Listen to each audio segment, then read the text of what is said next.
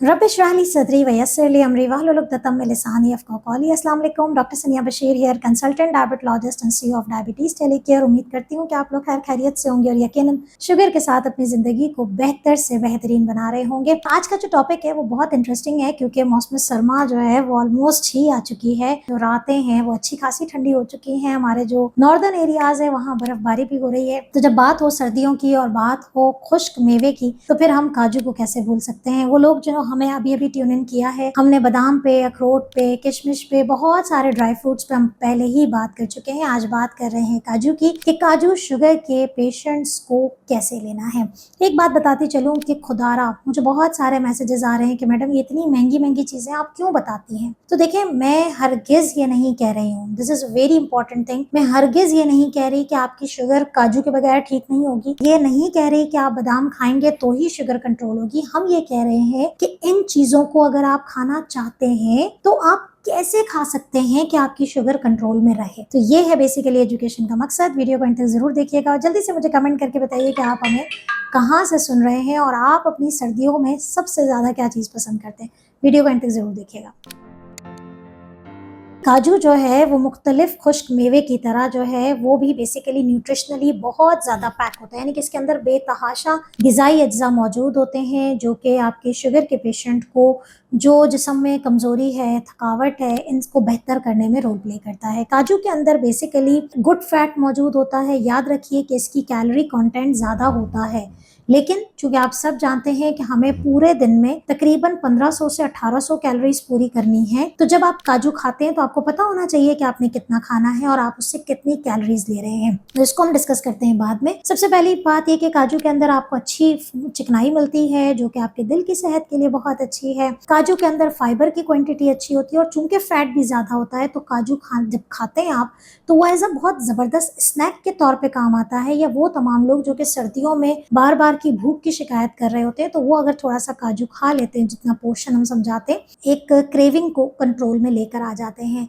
काजू के अंदर बेतहाशा विटामिन होते हैं, लेकिन इसमें स्पेसिफिकली विटामिन ई की क्वांटिटी ज्यादा है। जी हाँ, ये वही विटामिन ई है जिसे आप लोग एवियन के तौर पे कभी बालों के लिए, कभी स्किन के लिए इस्तेमाल कर रहे होते हैं और पत्तों के पत्ते ले जाते हैं। नेचुरल चीज़ों पे अगर हम थोड़ी सी इन्वेस्टमेंट कर लें तो हम नुकसान से बच जाते हैं। तो इसके अंदर विटामिन ई बहुत अच्छा है।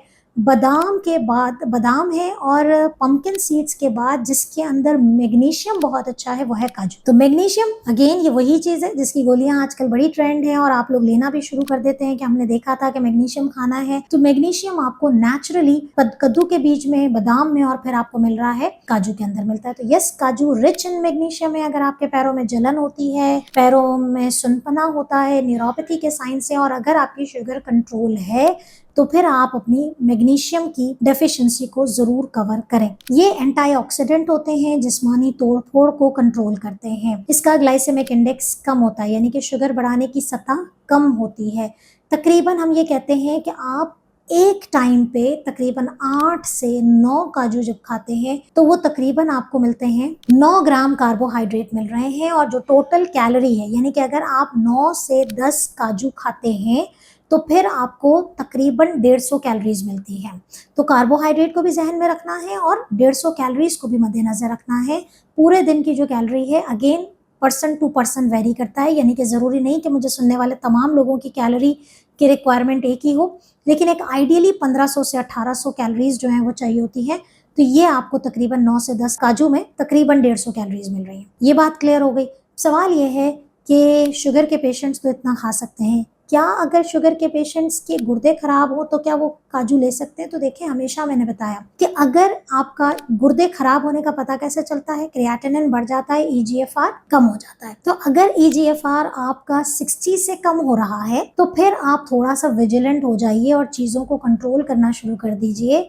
और अल्लाह ना करे किसी का 45 या 40 से भी नीचे चला जाता है तो फिर रेस्ट्रिक्ट कर दें, क्वांटिटीज को आधे से भी कम कर दीजिए, क्योंकि वहां पर आपने फिर प्रोटीन और पोटेशियम का इस्तेमाल नहीं करना। तो अगर अल्लाह ना करे आपका पेशेंट डायलिसिस पे है या गुर्दे बहुत ज्यादा खराब हो गए हैं कि आपको कह दिया कि सीकेडी स्टेज 3-4 पे चला गया है, तो वहां पर ना सिर्फ काजू बल्कि मुख्तलिफ तमाम फ्रूट्स, तमाम ड्राई फ्रूट्स को आपने कम कर देना होता है। सवाल है कि क्या यूरिक एसिड के पेशेंट ले सकते हैं? जी हाँ, काजू यूरिक एसिड के पेशेंट ले सकते हैं, ये लो प्यूरिन कंटेंट है। अनदर क्वेश्चन, क्या जिसका कोलेस्ट्रॉल ज्यादा है वो काजू का इस्तेमाल कर सकते हैं? जैसे मैंने कहा कि इसके अंदर अच्छी चिकनाई मौजूद है, लेकिन एतदाल पसंदी फिर भी शर्त है। काजू खाते वक्त जो गलती आप लोग करते हैं वो अगेन यही है कि इसका सॉल्टेड पोर्शन नहीं लेना, यानी कि नमक वाले काजू नहीं लेने।